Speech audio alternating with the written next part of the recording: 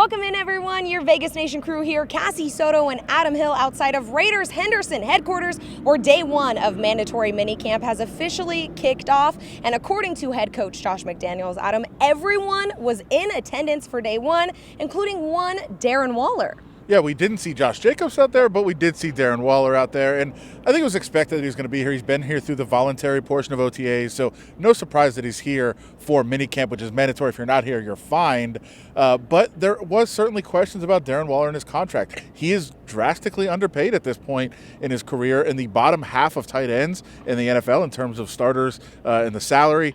It was expected that he was going to try to work on a new deal. That hasn't happened. Now, it might happen before the season, especially if he continues to just work. He said, hey, look, I'm here to play football. My agent's going to deal with all those things. He did switch agents, which led to a lot of this speculation. So we'll see if he gets a new deal. But for right now, Darren Waller here, practicing, participating, and ready to go into the season, we think, with the contract that he has. Well, someone that was here a couple weeks ago but is not here now, Adam, is one Colin Kaepernick. We actually got to speak to Derek Carr today, Raiders quarterback, and you asked the question, hey, they brought in Colin Kaepernick for a workout. How did you feel about that? What did you think of Carr's answer? Yeah, and I think, listen, he was diplomatic. He knows those questions are probably going to come. And he said, look, I've known Colin since college. We have a relationship going back. They both played in the same league, obviously Fresno State and Reno. And so he's known him for a long time, and that fraternity of NFL quarterbacks is very small. So no surprise that he knows him. He spoke very highly of him. He said, hey, he'd be welcome here. But so far, of course, no movement has been made in terms of the Raiders and Colin Kaepernick potentially signing. So it looks like maybe it was just a tryout. Maybe they've moved on from that possibility. But also Derek Carr is comfortable enough right now knowing, hey, he's the starter. It wasn't like Colin Kaepernick was going to come in and compete for the starting job. So Derek Carr could be pretty open with his praise of Colin Kaepernick, knowing that wasn't really going to be a controversy anyway. Yeah, well, sticking with Derek Carr here, we know that he has an abundance of weapons going into this season. Darren Waller, we mentioned, Hunter Renfrow, his good friend now, Davante Adams here, on a member of the Silver and Black.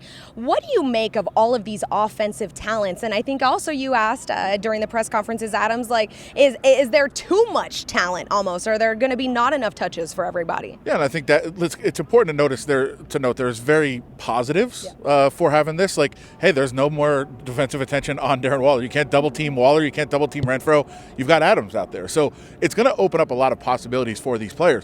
But at the same time, we just mentioned Darren Waller wants a new contract. Hunter Renfrow needs a new contract. Like, they're not going to be able to put up the same kind of numbers with Davante Adams out on the field. So it is kind of important to kind of figure out where they all are. And look, Darren Waller said, hey, it's a good question. Like, we're all star players. We're all going to want our touches for sure. But I think they're looking at it as it's going to benefit everybody because there's going to be so much less defensive attention on each of them that they're going to be open up. But I think we have to monitor through the season. Do all these guys get the touches that they want? Because this is a business, and they're going to want contracts. You have to put up numbers to get those contracts. Well, day one in the books for mandatory minicamp. 2 more days to go. What are we seeing? What are we expecting over these next couple of days? Heat. I think that's one thing. You just kind of watching them go through their drills, their routines. See, they're picking up the pace a little bit between drills. We're seeing that. I think they're understanding more of what is expected from them.